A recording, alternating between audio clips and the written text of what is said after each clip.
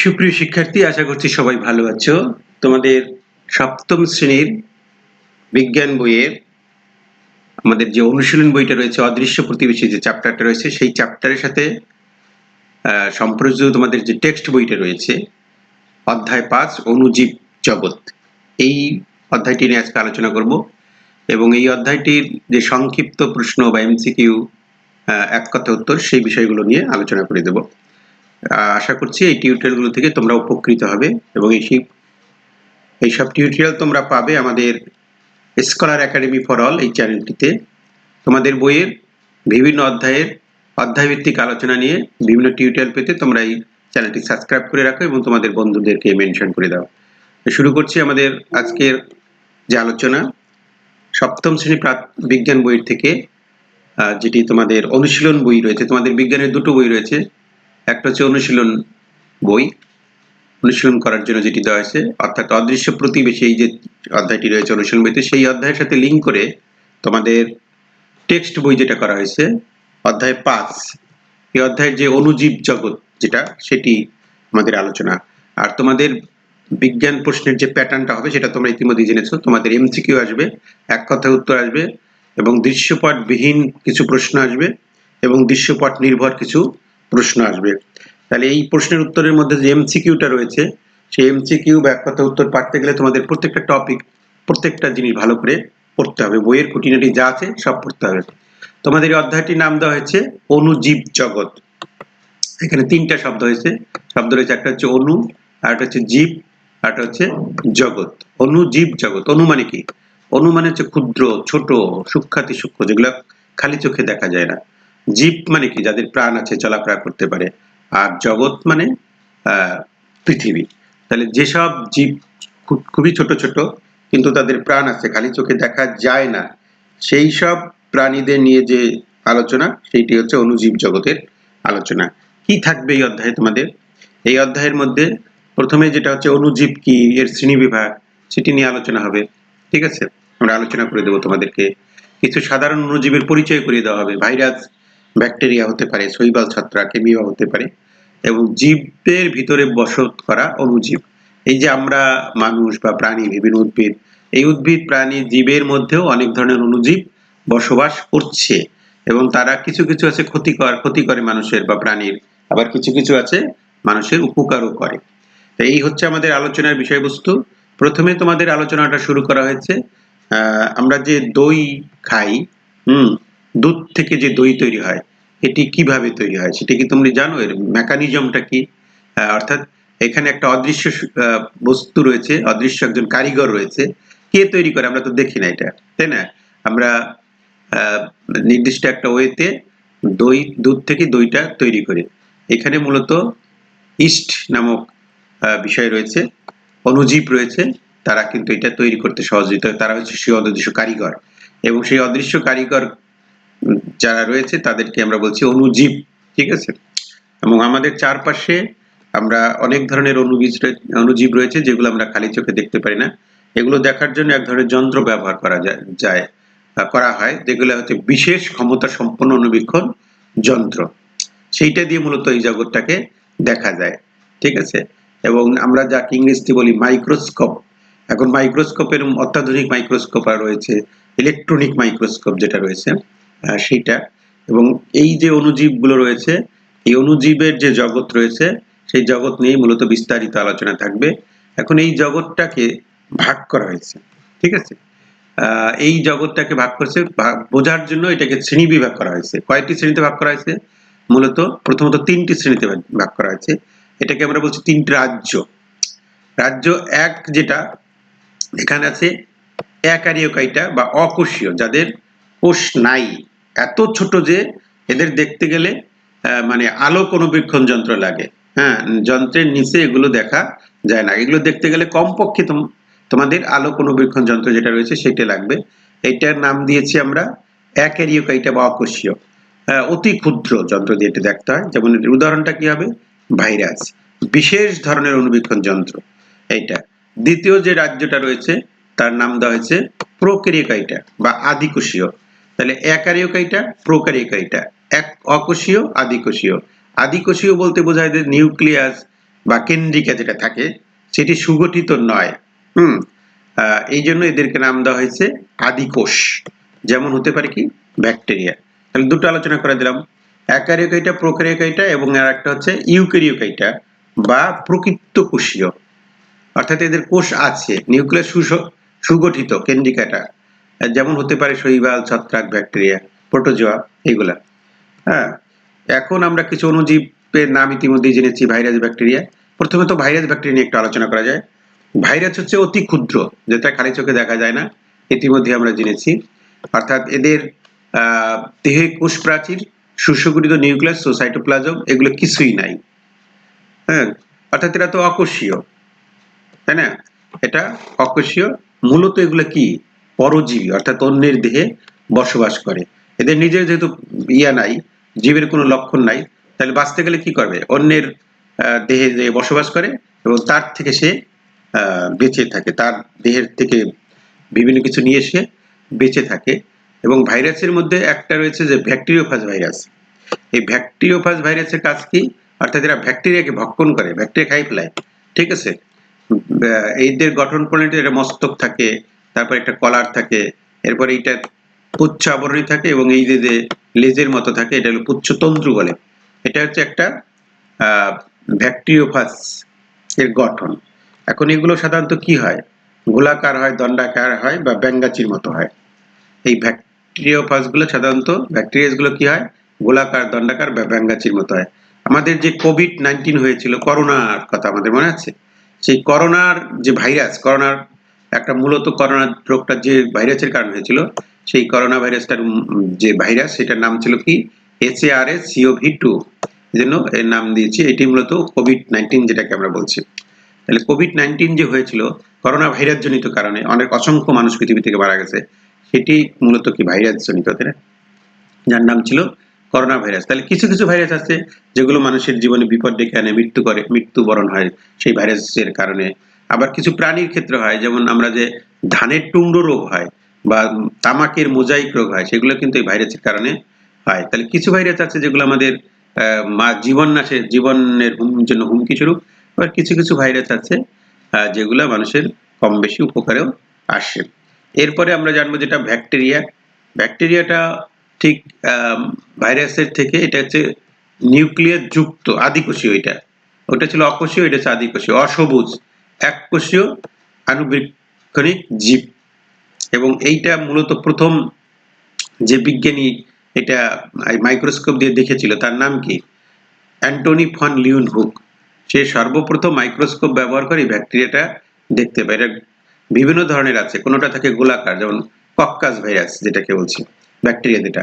তারপর কোনোটা আছে বেসিলাস, যেমন দণ্ডাকার, কোনোটা আছে কমাকার, কোনোটা আছে প্যাঁচানো।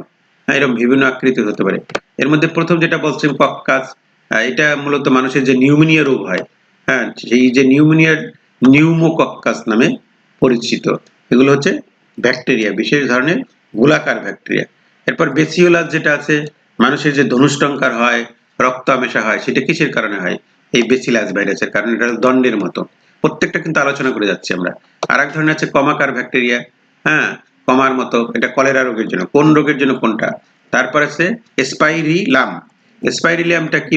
মানে যে ইঁদুরের যে কামড় থেকে এক ধরনের শরীরে জ্বর আসে অনেক সময়, সেইটা মূলত এই স্পাইরিলাম। এটা পেঁচানো আকৃতি থাকে। তাহলে আমরা আলোচনা করে দিলাম কোন ব্যাকটেরিয়ার কারণে কোন রোগ হয়। এবং এইটা হচ্ছে সুগঠিত কোষীয় গঠন রয়েছে এগুলার। এরপরে আমরা যেটা জানবো যে ব্যাকটেরিয়াটা মূলত আদিকোষী, অর্থাৎ এদের কোষে নিউক্লিয়াস বা কেন্দ্রিকা সুগঠিত নয়। এবং এই যে এখানে একটা গঠন দেওয়া আছে, ব্যাকটেরিয়ার গঠন দেওয়া আছে, এটা হচ্ছে কোষীয় গঠন একটি সাধারণ ব্যাকটেরিয়ার। এখানে কি কি থাকে? এই যে এটা তোমরা চিত্রটা আঁকবা।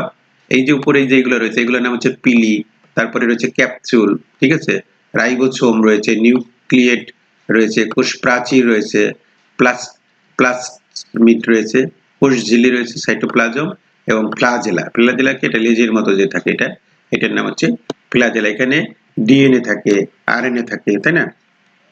এগুলো ডিটেলস জানবা। এবং একই সাথে সাথে আর একটা জিনিস আমরা জানি, এটার মধ্যে যে জিন থাকে, হ্যাঁ, এই যে তোমরা বড় হয়ে একটা বিষয় পাবে, সেটা হচ্ছে জেনেটিক ইঞ্জিনিয়ারিং এ তোমরা অনেকে পড়বে জেনেটিক ইঞ্জিনিয়ারিং। জেনেটিক ইঞ্জিনিয়ারিংটা মূলত জিন নিয়ে কাজ করে। জিনটা কি? জিন হচ্ছে জীবের মূল বৈশিষ্ট্য যেটা শনাক্ত করে, সেটা হচ্ছে জিনের কারণে হয়। জিন জীবের বৈশিষ্ট্য নিয়ন্ত্রণ করে। একটা এই যে জিন, এই জিনের ভিতরে পরিবর্তন এনে একটা নতুন ধরনের জীব তৈরি করা হয়। সেইটা যারা করে তারা হচ্ছে জেনেটিক ইঞ্জিনিয়ার, এবং সেই শাখাটার নাম হচ্ছে জেনেটিক ইঞ্জিনিয়ারিং। জিনের ভিতরে জিন ঢুকিয়ে নতুন ধরনের জিন তৈরি করে জীবের বিশেষ ধরনের বৈশিষ্ট্য সম্পূর্ণ জীব তৈরি করা। হ্যাঁ, সেটা উদ্ভিদের ক্ষেত্রে হতে পারে। এবং জেনেটিক ইঞ্জিনিয়ারিং এর বিকাশে প্লাস মিড একটি গুরুত্বপূর্ণ ভূমিকা পালন করে। এছাড়া আমাদের এই ডিএনএ ছাড়াও ব্যাকটেরিয়া কোষের ভিতরে আরো অনেক কিছু থাকে। একটু যদি নাম জানি আমরা, হতে পারে মাইটোকন্ড্রিয়া থাকে, এখানে রাইবোজোম থাকে, গোলগি বস্তু থাকে, এন্ডোপ্লাজমিক রেটিকুলাম থাকে, এইগুলা এটার মধ্যে থাকে। এবং এর মধ্যে এক ধরনের ক্যাপসুল থাকে, যেটা আমরা বলেছি। এই ক্যাপসুল মূলত কি? ক্যাপসুল মূলত একটা শর্করার আবরণী, যা সহজে ভেদ করা যায় না। এবং এই যে ব্যাকটেরিয়া ক্যাপসুল যেটাকে বলছি, যেসব ব্যাকটেরিয়া ক্যাপসুল আবরণ থাকে, সেগুলো সংক্রমণে আমাদের অসুখ বিসুখ হলে এর চিকিৎসা তুলনামূলকভাবে কঠিন হয়ে যায়। কারণ আমরা যেসব ওষুধ খাই, এগুলো তো ব্যাকটেরিয়া কোষের ভিতর ঢুকতে বাধা দেয়, ফলে এই যে ক্যাপসুল আবরণ যেটা, সেটা বাধা দেয়, ফলে কাজ হয় না। আর এই যে ব্যাকটেরিয়া যে চলাচল করে, সেটা সহযোগিতা করে কে? এই ফ্লাজেলা নামক এক ধরনের সুতার মতো থাকে, সেইগুলা মাধ্যমে তারা জলীয় পরিবেশে চলাফেরা করতে পারে। এতক্ষণ ধরে আমরা ব্যাকটেরিয়ার গঠন প্রণালীটা জানলাম। এখন কিছু কিছু ব্যাকটেরিয়া আছে মানুষের সরাসরি উপকার করে। হ্যাঁ, যেমন আমরা যে ওষুধ খাই, জীবন রক্ষাকারী অ্যান্টিবায়োটিক ওষুধ, সেটা এই ব্যাকটেরিয়া থেকে তৈরি হয়। আবার আমরা যে নাইট্রোজেন পাই, সেই নাইট্রোজেন যেটা উদ্ভিদে মাটির উর্বরতা শক্তি বৃদ্ধি করে, সেটা কিন্তু এই ব্যাকটেরিয়ার কারণে হয়। তারপর পাট থেকে যে আঁশ পাই আমরা, সেটা ব্যাকটেরিয়ার কারণে হয়। দই থেকে যে দুধ পাই, দুধ থেকে যে দই পাই, সেটাও কিন্তু এটার কারণে। এটা হচ্ছে চারটা ব্যাকটেরিয়া, চারটা উপকারিতা বললাম আমরা। এরপরে যেটা আমরা জানবো, ব্যাকটেরিয়া ছত্রাক, শৈবাল, অ্যামিবা সম্পর্কে জানবো এবার। এগুলো কিন্তু ক্লোরোফিল বিহীন অসবুজ, অর্থাৎ নিজেদের খাদ্য তাহলে নিজে তৈরি করতে পারে না। আমরা জানি যে সালোক সংশ্লেষণের প্রক্রিয়ার কথা আমরা জানি, কিন্তু যেহেতু এটা অকোষীয় ক্লোরোফিল বিহীন, তাহলে কি নিজেদের খাদ্য তৈরি করতে পারবে? পারবে না। তাহলে তারা বেঁচে থাকে কিভাবে? এগুলো মূলত পরজীবী, অর্থাৎ অন্যের উপরে বসবাস করে। পরজীবী ছত্রাক বাসি পচা খাদ্যদ্রব্য, ফলমূল, শাকসবজি, ভেজা রুটি, চামড়া, গোবর ইত্যাদির মধ্যে জন্মায়। হ্যাঁ, এগুলো সেইগুলোর মধ্যে বেঁচে থাকে। এবং মৃত্যুজীবী ছত্রাক, মৃত্যুভোজী ছত্রাক যেটা রয়েছে, সেটি মূলত মৃতজীবী বা জৈব পদার্থ সমূহ সমৃদ্ধ মাটিতে জন্মায়। ছত্রাকে সুসংগঠিত নিউক্লিয়াস থাকে, এবং এর প্রাচীরে কাইটিন নামক বিশেষ উপাদান থাকে, যা মূলত বাইরের প্রতিকূল পরিবেশ থেকে এগুলাকে রক্ষা করে। আমরা ছত্রাক সম্পর্কে একটু জানলাম। এরপরে ছত্রাকের বিভিন্ন উপকারিতা আছে। আমরা যে পাউরুটি খাই, এই পাউরুটি ইস্ট নামক একটা ছত্রাকের কারণে পাউরুটি তৈরি হয়। সেটা একটা বিশেষ ফুলে ওঠে, যে রুটি যে ফুলে ওঠে, সেটা কিসের কারণে হয়, এগুলো ডিটেলস এখানে সুন্দর করে লেখা আছে। এছাড়া আরেকটা হচ্ছে যে আমরা যে পেনিসিলিন ঔষধ অ্যান্টিবায়োটিক হিসেবে ব্যবহার করা হয়, যেটা সেই পেনিসিলিয়াম ঔষধটাও কিন্তু এই ছত্রাক থেকে তৈরি হয়। এবং এটা কে করেছিল? তার নাম কি? Alexander Fleming. হ্যাঁ, পৃথিবীতে প্রথম অ্যান্টিবায়োটিক ঔষধ পেনিসিলিয়াম আবিষ্কার করেন, এবং এই পেনিসিলিয়াম নামে এইটা এক ধরনের ছত্রাক থেকে এটা তৈরি হয়েছে মূলত। আর আমরা যে কার্বন ডাই অক্সাইডের বুদবুদ আটার খামির ভিতরে প্রবেশ করে, হ্যাঁ, এখানে দেখো লেখা আছে, খামির আয়তন বৃদ্ধি পায় এবং খামিটা ফুলে ওঠে। অর্থাৎ আটার যে আমরা যে তৈরি করা হয় যখন, রুটি তৈরি করা হয় যখন, তখন এটা ফুলে ভিজিয়ে রাখি, যে ওটা যে ফুলে ওঠে, সেটা কিসের কারণে হয়? এই ছত্রাকের কারণে হয়। এছাড়া অ্যাগারিকাস নামক এক ধরনের ছত্রাক রয়েছে, যেটা মাশরুম খাই আমরা, যে মজাদার খাদ্য যেটা, সেটিও কিন্তু এই ছত্রাক। তাছাড়া আবর্জনা পচাতে, মাটির সাথে মিশে গিয়ে সার তৈরিতে ছত্রাকের ভূমিকা রয়েছে। তাহলে এটা আমরা কি জানলাম এতক্ষণ ধরে? ছত্রাকের উপকারিতা। এরপর ছত্রাকের অপকারিতাও রয়েছে।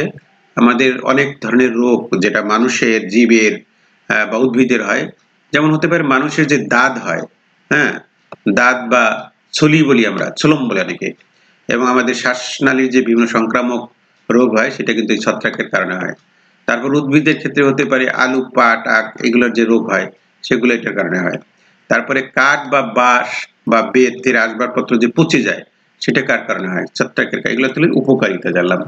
এরপরে যেটা জানবো, প্রিয় শিক্ষার্থী, সেটা হচ্ছে ছত্রাক সংক্রামক প্রতিরোধ করা দরকার আমাদের। এটা প্রতিরোধ কিভাবে করব আমরা? হ্যাঁ, যেমন এটা সাধারণত ছত্রাকজনিত সব রোগ কি ছোঁয়াচে টাইপের, অর্থাৎ একজন থেকে আরেকজনে যায়। এই জন্য আক্রান্ত ব্যক্তির সংস্পর্শে এলে এই রোগ হতে পারে।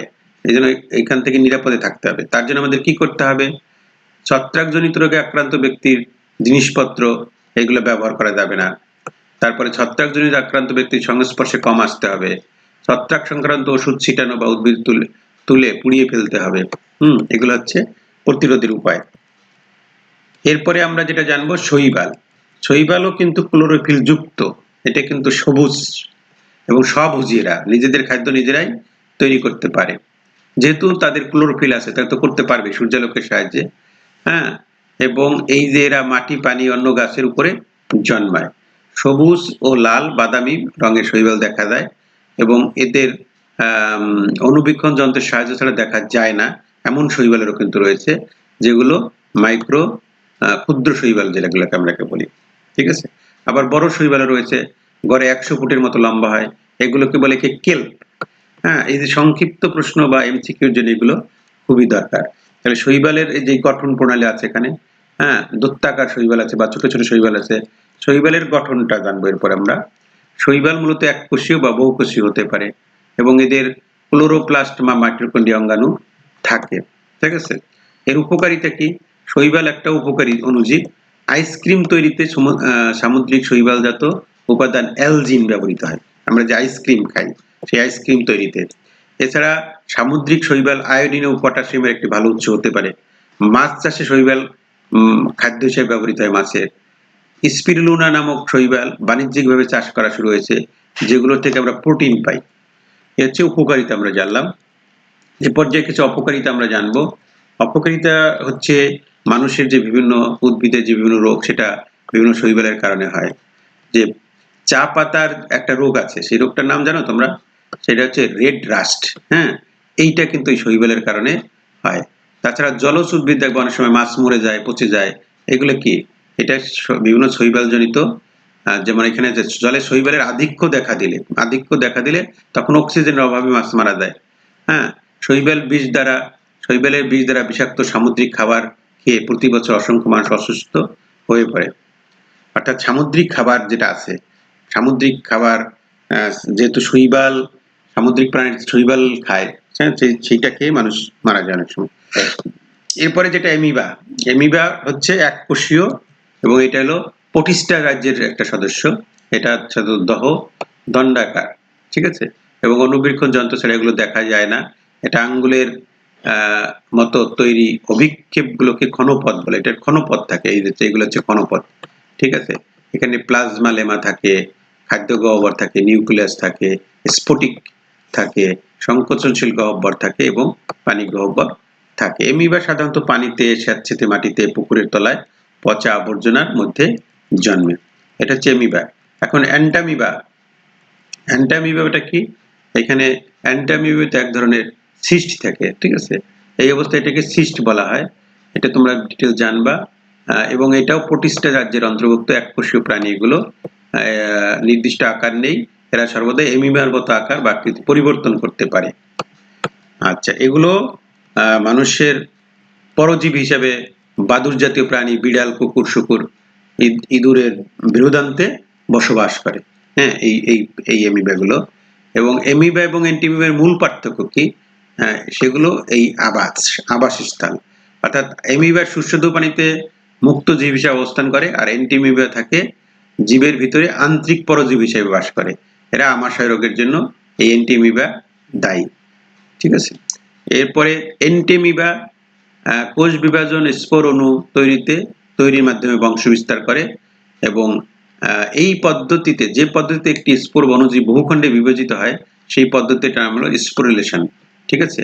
অ্যান্টিমিবা কোষের প্রোটোপ্লাজম বহু খণ্ডে বিভক্ত হয়ে ক্ষুদ্র ক্ষুদ্র অণুজীব বা স্পোর তৈরি করে। আমরা ডিটেলস আলোচনা করতে পারছি না। এরপরে স্বাস্থ্য ঝুঁকিতে অণুজীবের ভূমিকা রয়েছে। অর্থাৎ বিভিন্ন ধরনের রোগ যে হয়, মানুষের কলেরা, টাইফয়েড, প্রতি বছর অসংখ্য মানুষ মারা যায় বিভিন্ন রোগে। তারপর কোভিড এর সময় 2020 সালে অসংখ্য মানুষ মারা গেল। এটা হলো সার্স কোভি নামক একটা ভাইরাসের কারণে হয়েছিল। তারপর হ্যামস হাম বসন্ত, এই যে অনেক রোগ আছে যেগুলো ভাইরাস জনিত, কিছু কিছু রোগ আছে যেগুলো ব্যাকটেরিয়া জনিত, সর্দি কাশি, তারপরে যে আমাদের শ্বাসনালীতে বিভিন্ন সমস্যা তৈরি হয়, এগুলো কি হয়, কিছু কিছু আছে আবার সেরে দেয়, ঠিক আছে, এরকম হতে পারে। তাহলে এগুলো ডিটেলস তোমরা এখান থেকে পড়ে নিবে। এরপর স্বাস্থ্য ঝুঁকির এই যে অণুজীব সৃষ্ট স্বাস্থ্য ঝুঁকি কিভাবে আমরা প্রতিরোধ করতে পারি, এটা খুব দরকার। এরপর মানুষ যারা আক্রান্ত তাদের থেকে আমাদের এড়িয়ে থাকতে হবে, সুষম খাদ্য খেতে হবে নিয়মিত, তারপর পান করা, গোসল করা বা কাপড় কাচা, সাবান, এগুলো নিরাপদ পানি ব্যবহার করতে হবে। আর্সেনিক মুক্ত টিউবওয়েলের পানি নিরাপদ, সেটি ব্যবহার করতে হবে আমাদের, ঠিক আছে।